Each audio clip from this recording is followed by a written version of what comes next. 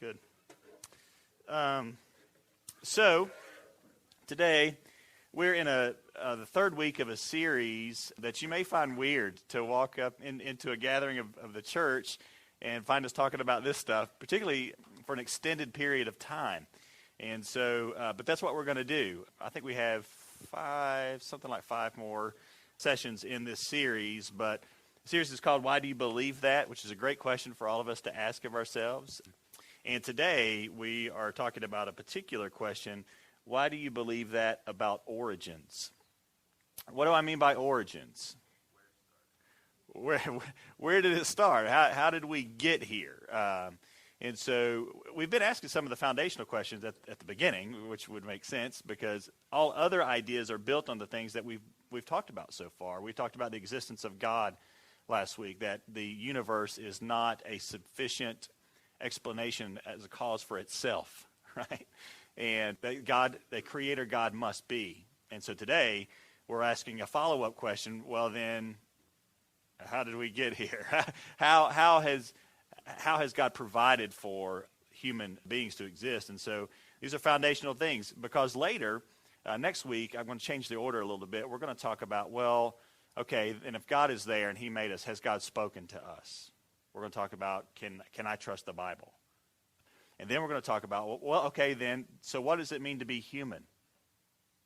How should I live and interact with other people that God has made to put around me, right? And so these things are going to build on each other. So we're starting at the foundation, trying to work our way up. We're digging into this idea of origins at a time where, man, the whole creation/evolution thing is at a fever pitch, isn't it? I mean, it's being talked about everywhere. Ken Ham and Bill Nye just had a real popular level debate, but those debates are going on all the time. So today we've got a lot of ground to cover. So think fast with me, okay?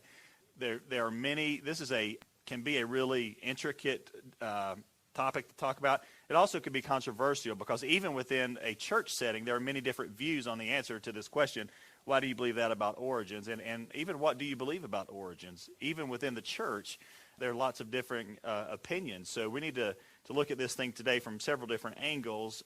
But for the sake of clarity, let's talk about some major categories here. First, let's talk about evolution. And if you're a note taker, the working definition for us today would be every living thing originates from a single non-living chemical ancestor. It's a big definition, I know. But within the evolutionary idea, there are two different camps as well. Basically, we're talking in generalities here, okay? One would be naturalistic evolution. That we kind of covered that last week. That idea is matter is all that there is, and everything, including humans, is the product of blind chance and time plus that matter, right? That'd be naturalistic evolution. Also within that camp, though, and you'll find some people like this in Christian circles, there's a camp called theistic evolution, where they say, well, okay, well, I don't believe the naturalistic side. I believe that there is a God, but I think probably God used evolution to bring us to where we are today. And so they would say that God exists, but God used evolution. There are many Christian thinkers that I have great regard for that are theistic evolutionists. I'm not one of them. I'm not a theistic evolutionist, but there are many great Christian thinkers that I respect that are. I would be in stark disagreement with them. But some intelligent design, you may have heard this phrase intelligent design out there. Some intelligent design proponents are theistic evolutionists as well. So then that's evolution. And here's creation. That is, every living thing is the result of the creative process of God, right? And I should have added on in there not evolution note, right? So I guess it should say something like every living thing is the result of special creation by God. Maybe it should say something like that. All right? So that creation would say there is, in the beginning, God already existed. We learned last week that God is the non-created, self-existing one, right? He alone is eternal. And that at one time there was only God, and then when God created, there was creator and creation, and all creation is a result of his creation process. So sometimes when you're talking to creationists, people who believe that God made everything, the age of the earth deal rises, which is an important question, but it would be not a question for our topic today. It'd be a tangent because both old earth creationists and young earth creationists are creationists, right? So today we're talking about creation evolution things. So we're all on the all cards are on the table. I am a creationist. I believe that God made all things. I believe that God did not use evolution to make things. I believe that he specially made certain types of creatures, and those creatures reproduce after their kinds, as is said in the book of Genesis. And we'll get into that a little later. So that's the position I'm going to be arguing for today is special creation.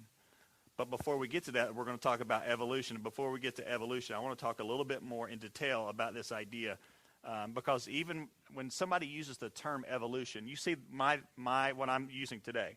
Every living thing originates from a single non-living chemical ancestor. When you hear the word evolution in common conversation, that's not always what people are talking about. Okay, so sometimes they're talking about something that's called microevolution. You may want to write that term down, microevolution. This, they would say, is macroevolution. They would say that this idea of molecules plus time and chance to man is macroevolution. But then they would say that microevolution, here I got a definition for you for microevolution. It's from UC Berkeley. It's actually, if you want to go check it out, it's evolution.berkeley.edu. It's their education page. They have materials for 6th to 8th grade teachers and language they should use and not use and definitions and questions that are still open in the evolutionary concept, things like that. But by microevolution, they mean this. Micro means changes within species due to reproduction, including gene flow, genetic drift, mutation, and natural selection. Okay, microevolution. So they have an example on that website where there are beetle populations, and they contain both green and brown beetles, right? Well, the ground around there happened to also be brown. So guess which beetles the birds ate? The green ones, because they stuck out. The birds could see the green beetles. So eventually the green beetles live to reproduce. The brown beetles do not, and the population becomes green. Kelly was like, switch. Yeah. So you follow what I'm saying, though, right? Okay, so one dies out, survival of the fittest, right? They're not fit to survive in that environment. The birds eat the green ones. The brown ones live and reproduce. So there are other examples I can go into. Viruses, for example, would be cited as an example of microevolution, where a virus loses a chemical receptor that once made it susceptible to a vaccine, but when it loses that receptor, the vaccine can't get into it anymore, and so they would say that virus evolved so that it's no longer susceptible to the vaccine. We'll get into that in a little bit, that's actually not evolution. But anyway, microevolution, that's what they're saying. Macro, again, is changes, they said, changes within species due to reproduction, mutation, and natural selection, plus 3.8 billion years is how they define it. So this is the basic premise that, like I said, every living thing originates from a single non-living chemical ancestor, and then somehow that non-living chemical soup became living, and then that living thing mutated, reproduced, experienced genetic drift that happens in generations, and over time you had a single-celled organism, amoebas, amphibians, or fish, amphibians, mammals, ape-like creatures, us. Roughly, is what we're talking, right? So when we think evolution, that's what we're talking about. You see like the little thing of the ape going to a man, right? So that's what they talk about when they say microevolution. So they say just give enough time, let the micro stuff happen, and then the macro will take place through the micro, right? All right. Let me make a fundamental statement here. And if you're a note taker, I know lots of you are, I see you writing now, you may want to make a little section on your notes for a paragraph, because we're going to add to this sentence as we go. When I say the word evolution, I'm talking about macroevolution because here's my argument. Microevolution is not evolution at all. It's not. And we'll talk about that. We'll go into that later.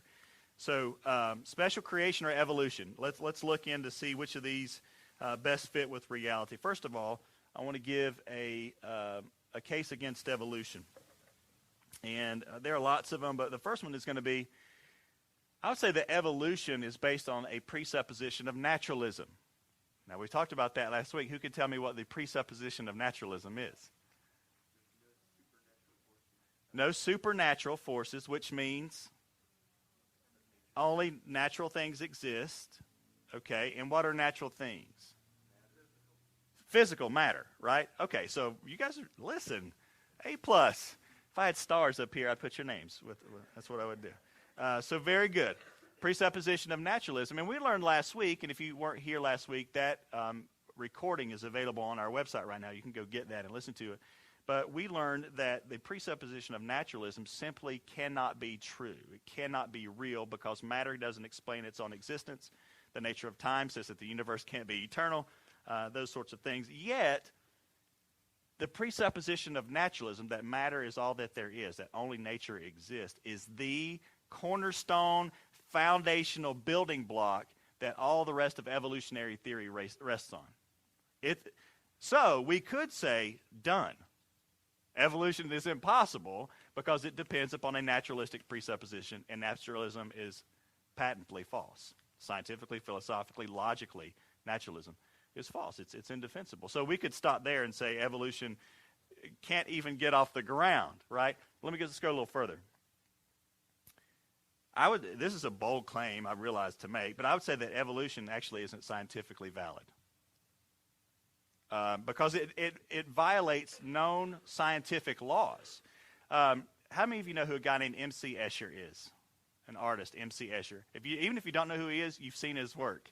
Like, have you seen the river that flows in a figure 8, and so it flows up, water falls down into itself? Have you seen that? Or the staircases that kind of go up and down and they kind of keep going, right? Why is that intriguing for us to look at? Because he made it visually look right, but it's impossible. Why is it impossible? It violates known laws. So when we see it, we're like, man, that's a really cool piece of art. It's just not real. It can't be real. So I'm suggesting this actually the same thing about evolution, that evolution violates known scientific laws. The first one you may want to write down is the law of biogenesis. It's like bio, B-I-O, and the book Genesis, biogenesis. That's the only law that we have in science that has to do with the nature of life. It's the only thing that's risen to the level of law, biogenesis. In other words, and Louis Pasteur taught us this. What's the law of biogenesis? Anybody know? Yeah. Life only comes from life.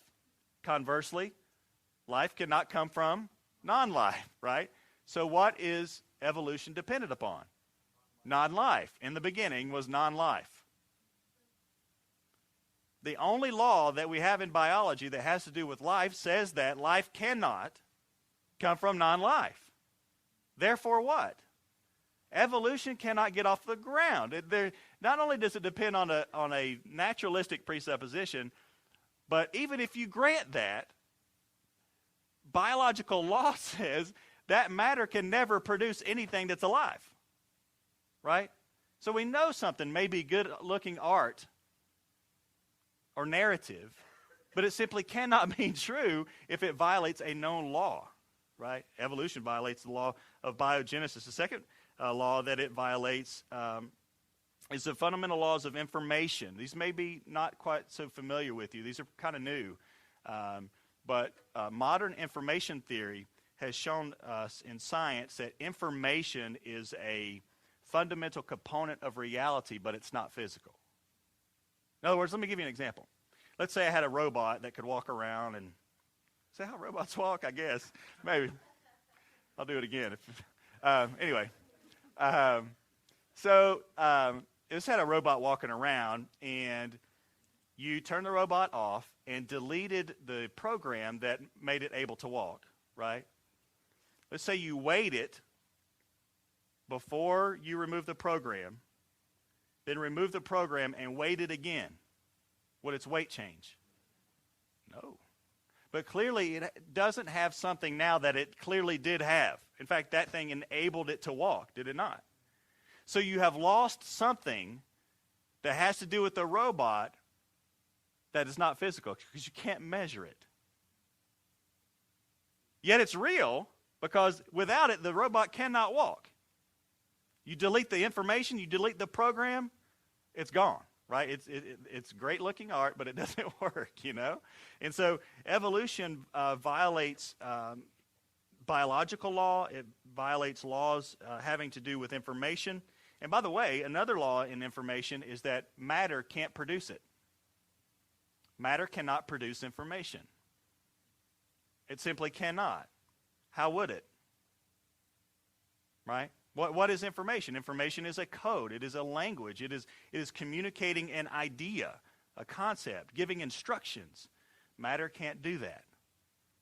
So evolution, beginning with matter, simply cannot account for the existence even of information in the world, let alone in biological systems like ourselves, right? So there's no room for the reality of information in evolution. That's kind of devastating, I think. Think about DNA for just a minute. DNA, and we'll return to this, is a code system, is it not? It is. We've learned that conclusively. It's a code. And a language or a cipher to interpret the code. And it's a self-replicating biological system that is written in information and writes information, right? Now, do patterns occur in nature? They do. Matter can make patterns. So think about like fractals, for example. You can write math and make fractal patterns on a digital screen, right? You guys have seen fractals? You know what fractals are? Yeah. Thank you for seeing fractals, young man. Appreciate that. But we experience them every day, like snowflakes, right? Crystals, stalactites. These are patterns formed by nature, but they're not information. They're not communicating anything. Information, again, are symbols, codes, like a blueprint, or a language like English and Chinese, or music. These things are information, and they're not properties of matter. So these things can't be explained by evolution. In fact, evolution violates these laws, so I don't think it's scientifically valid. Again, I told you we'd talk about DNA. DNA is unparalleled. It's not even close. Nothing else in the universe that we've discovered so far is even close to the storage capacity of DNA for information. And it's in a living form. It's incredible. A single strand of DNA is 1,000 times thinner than a strand of human hair. One pinhead of DNA could hold enough information to fill a stack of books stretching from the earth to the moon 500 times. One pinhead of DNA. Although DNA is wound into tight coils, your cells can quickly access, copy, and translate the information stored in DNA. DNA even has a built-in proofreader and spell checker that ensure precise copying. Only about one mistake slips through for every 10 billion nucleotides that are copied. Right? You're talking about dealing with information.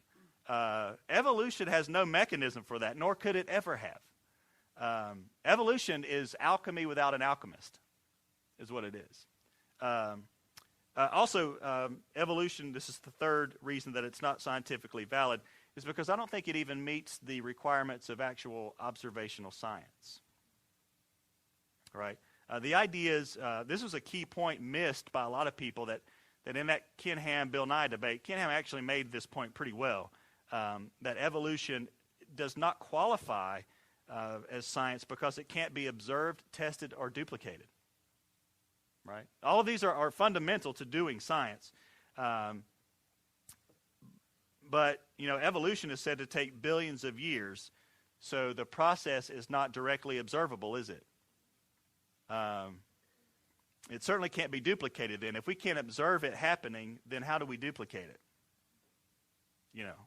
In fact, if you dig a little deeper into that UC Berkeley evolution webpage, they admit that they don't even still have a proposed mechanism that makes evolution work. If you go on the tabs there's a tab called Big Issues if you visit that website. And number 3 of all questions is, how does evolution produce new and complex features? That's their number 3 concern. I would suggest that's your number 1 concern. Isn't that what evolution is? New and complex features? Well, if they don't know how evolution does that, then what is evolution? Man, maybe the reason that you've never found a mechanism is because I would say evolution is a great narrative, but it's fanciful. It's not scientific. New features would require mega doses of new information to be introduced into the DNA of these creatures. Matter simply cannot do that. Well, okay, so I said evolution is not observable.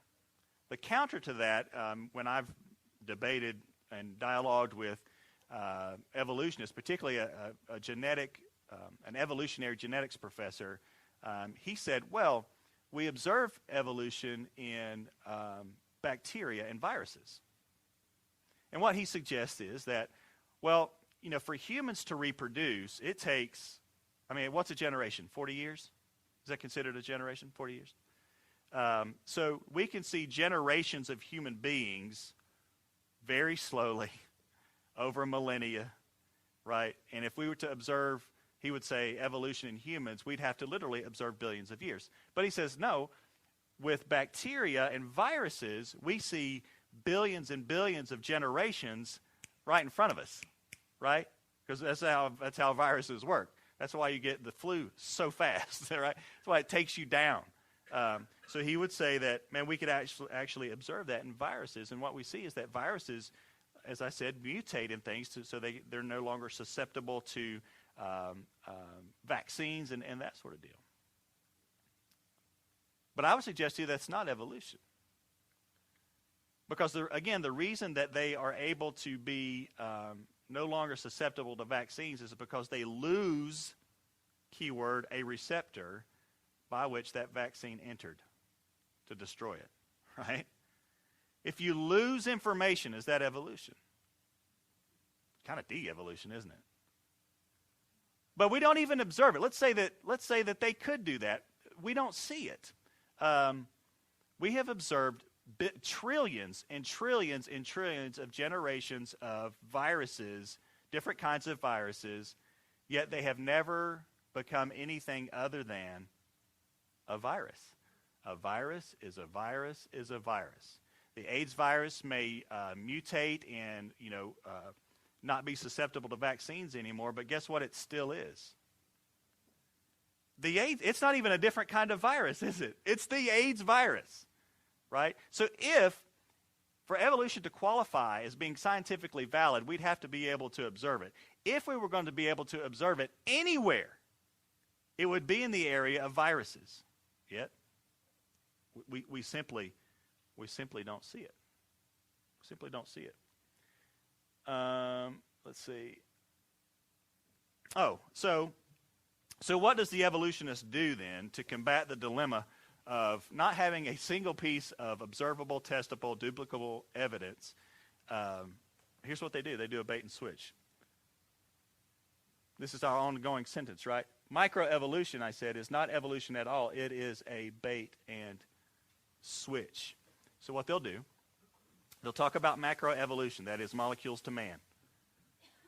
And they'll just label it evolution. And then when you ask for evidence of evolution, they'll give you evidence from microevolution, which, as we've just seen, is not evolution at all, right?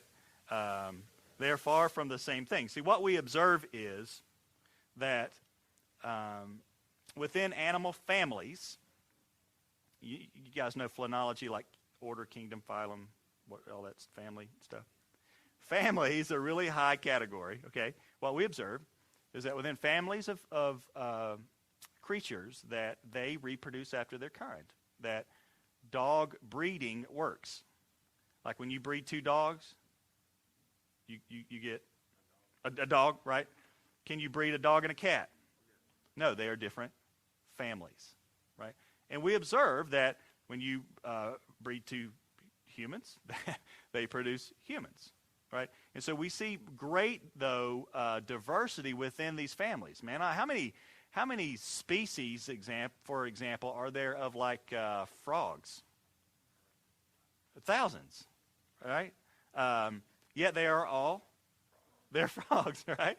They are. So we observe that. It's common sense to us.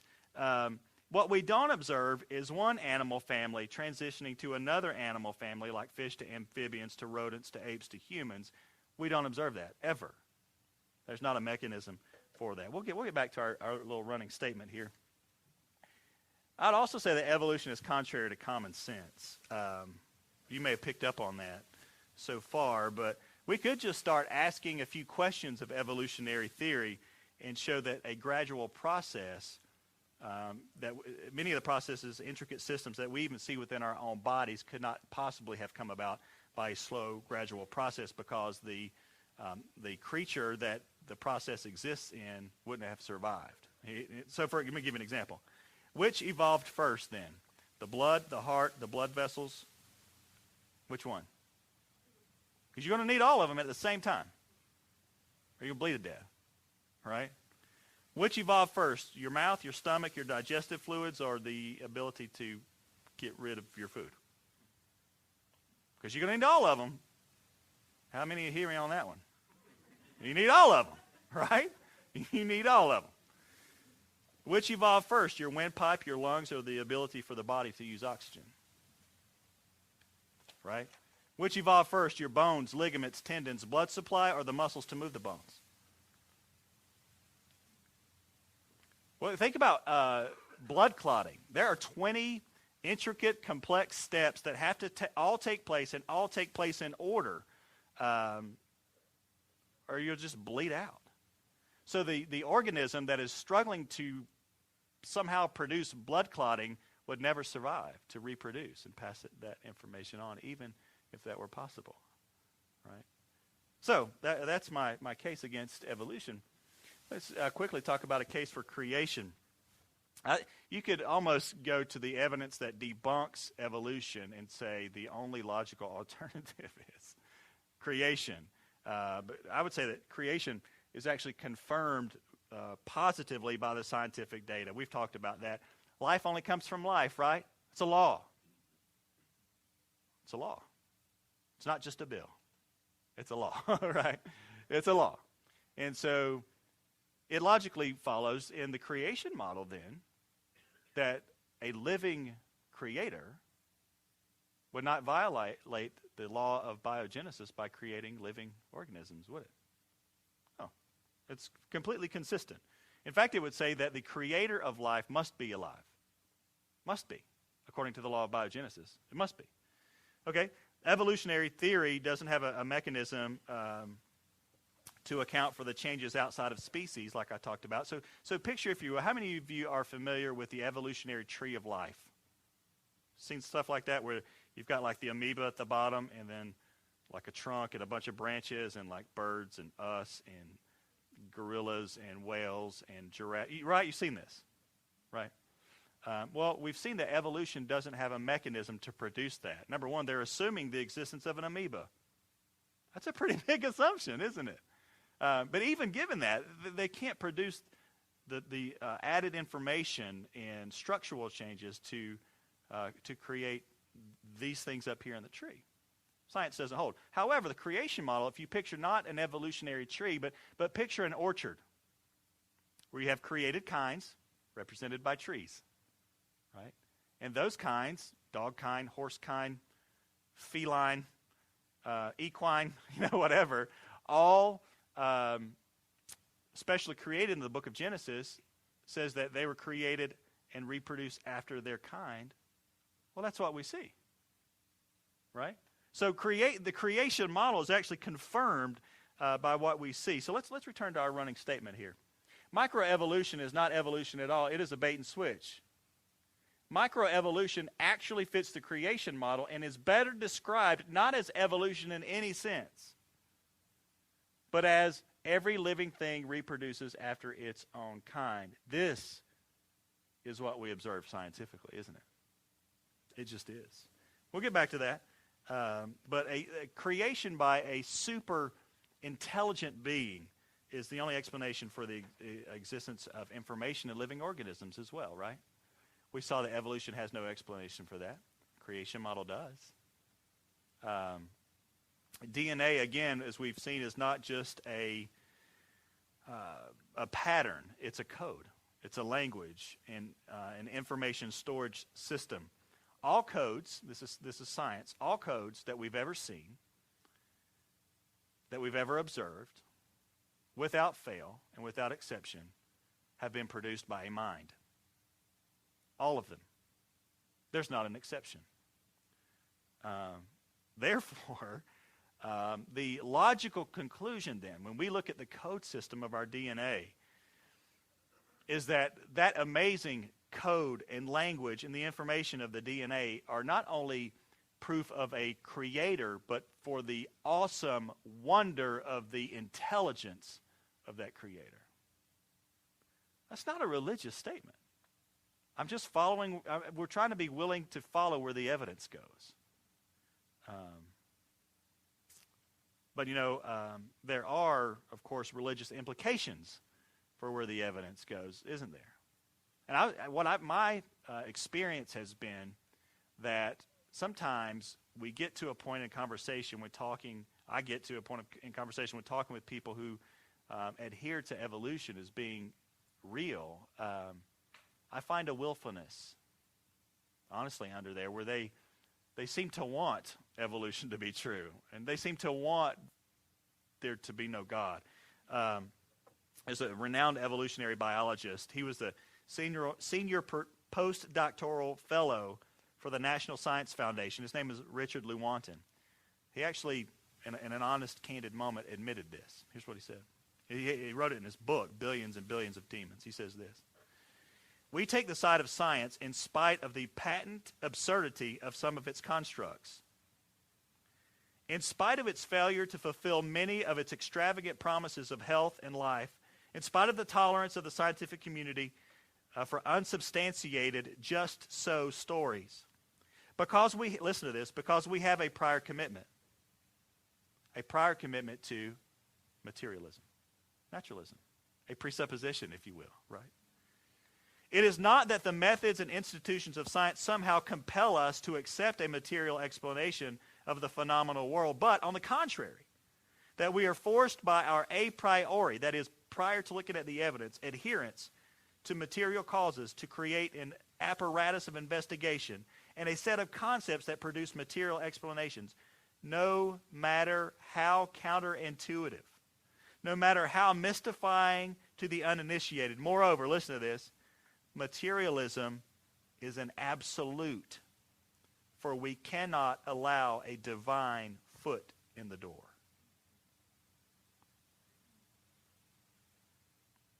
At least he's honest. At least he's honest. Creation is also confirmed by common sense. Again, let's go back to my claim here. Microevolution is not evolution at all. It is a bait and switch.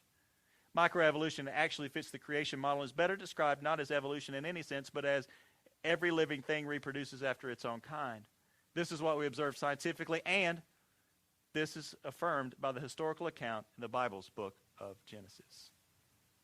It's not a religious argument. It's common sense. When we look at the complex systems of our bodies, our eyes and our brains, and the way our eyes and our brains work together to synthesize them and process them, it's amazing. Not only are they very easy to attribute to design, as that Berkeley website says, and warns its teachers against using that language. It says you're going to be tempted to use words like design and intention. Avoid those words. Use these words instead. It only follows logically. How do we know when something's been designed? 3 hallmarks of design are intention, planning, and forethought, right? So, for example, if something appears to be made for or fit or appears to do a specific job, particularly within a system, because the logical conclusion, somebody probably did that, designed it that way to do that, right? If you see something in nature that would require a lot of thinking through before building it, that's planning and forethought. For example, if we were on a walk through the woods and we come to a clearing, and there on the mountain we see 4 gigantic faces of Mount Rushmore, right? We take a look at Washington, Jefferson, Teddy Roosevelt, and Abraham Lincoln. We recognize them, hopefully. And without having a piece of paper that says Judson Borglum made it, in our mind we don't say, man, look what erosion did. We just don't. If you did, but it's a lot. It's common sense. We know that Mount Rushmore exhibits the 3 characteristics of design: intention, planning, and forethought. So without even a second thought, man, that's pretty cool. That must have took a long time. The guy must have been. He thought that out. He thought that out. What if we walked into a cathedral and we saw this? This is the rose window from the York Minster Cathedral, right? Stained glass. What can we know? It took that guy worked for billions of years to make that, right? No, but we say, man, you got to plan all kinds of stuff. Math, obviously, I didn't make that, right? So you think, man, that's beautiful. This thing is huge, by the way. It's not huge on our screen, but it's huge. We see intention, planning, and forethought. And then what if I showed you this? This is a cross-section along the vertical axis of DNA. These 2 very things placed together were used in a presentation by Francis Crick, who was the discoverer of the double helix structure of DNA. Not only immediately does the picture of DNA rival the beauty of the rose window in the York Minster Cathedral, but so it's a work of art, but it is a work of art that is also chock full of nearly immeasurable amounts of information. It is a code system, and not only is it a code system, but it is a code system written in living matter. Right? This is a living form of a code system. You know what the most rational response to seeing something like that is? Man, talk about intention and forethought and planning. How masterful must the designer of that thing. You know what you're looking at? You're looking at that which allows the artist to make stained glass. You're looking at, Ravi Zacharias says, you're looking at that which allows you to look at it.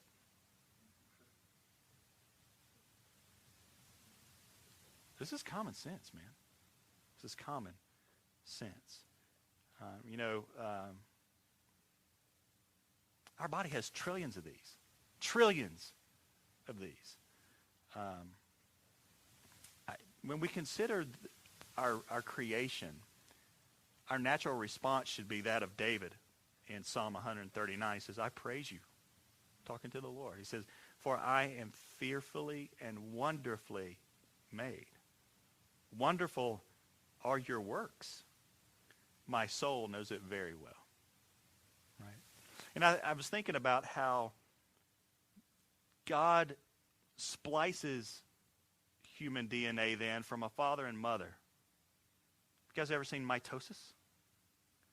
How those chromosomes and things come together like that? DNA splicing is at a deeper level than that. And I thought about it. I thought about another verse just before that in Psalm 139.